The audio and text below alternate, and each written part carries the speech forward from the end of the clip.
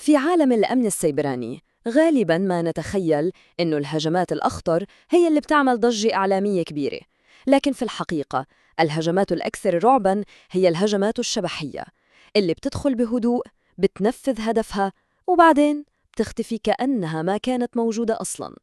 اليوم رح نشرح بالتفصيل هجوم من هذا النوع. وهذا بيطرح سؤال صعب جداً، كيف ممكن نمسك مخترق مصمم إنه ما يترك أي أثر وراه؟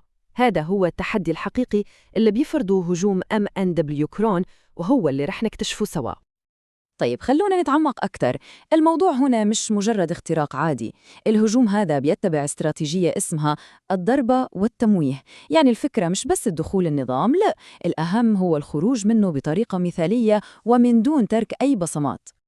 الهجوم من تصميم شخص بيسمي نفسه مستر نايتمير، وهدفه مزدوج. أولاً، تصعيد الصلاحيات للوصول لأعلى مستوى تحكم، وثانياً وهو الأهم، تغطية كل الآثار. الطريقة اللي بيستخدمها هي آلية ذكية بتعتمد على الكرون هوك، وهذا بيخلي مستوى خطورته عالي جداً. طيب كيف بتبدأ عملية زي هذه؟ بتبدأ باستهداف جزء أساسي، لكن الكثيرين بيغفلوا عنه في أنظمة لينوكس. ممكن نسميها الساعة الآلية للنظام. هذا الجزء هو الكرون. ببساطة كرون هو اللي بيجدول المهام الأوتوماتيكية في أنظمة لينكس. خلينا نفكر فيه كأنه قائمة المهام اليومية للكمبيوتر، لكن في فرق جوهري. هذه المهام تتنفذ بصلاحيات قوية جداً، غالباً صلاحيات المستخدم الجذري أو الروت.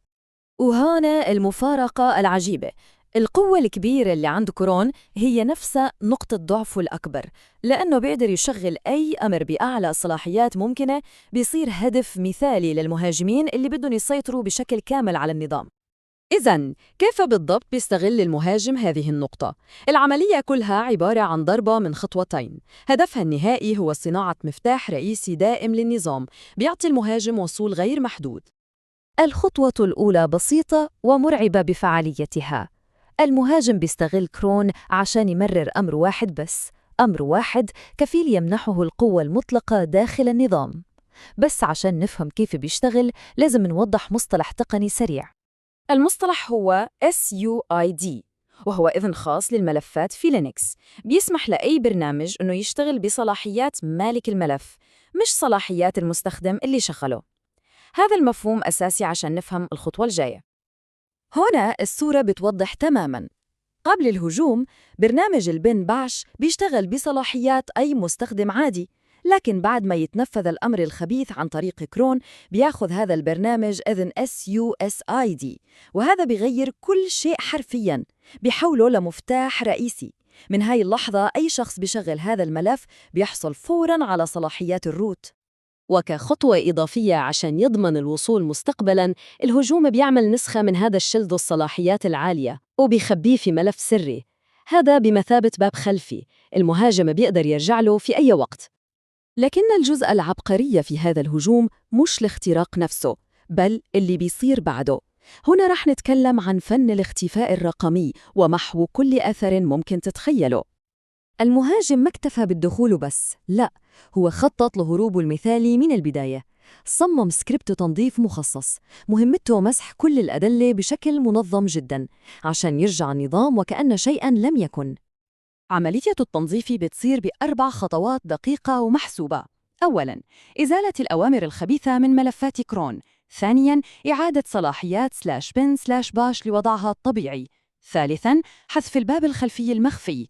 وأخيراً، التأكد من أنه كل شيء رجع زي ما كان وكأن هذه الزيارة ما صارت أبداً. طيب كيف بيتم هالشي؟ شوفوا هذا الأمر كمثال.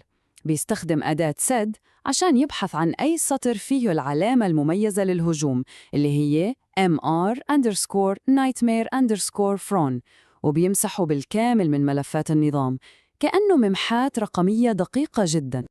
وهذا الأمر الثاني مهم جداً كمان، وظيفته إنه يشير إذن سودة الخاص اللي إعطاه لبن باش، وبهذه الحركة البسيطة المفتاح الرئيسي بيرجع مجرد مفتاح عادي، وهذا بيخفي أوضح دليلاً على حدوث الاختراق. بعد كل هذا شو معنى الحقيقي؟ إيش هي العواقب لما يكون عندنا نظام شكله نظيف وآمن، لكنه بالحقيقة ممكن يكون مخترق؟ هنا تكمن المشكلة الكبيرة. بعدما يشتغل سكريبت التنظيف، أي فحص أمني عادي للنظام ما رح يلاقي أي شيء غريب، الأدلة اختفت.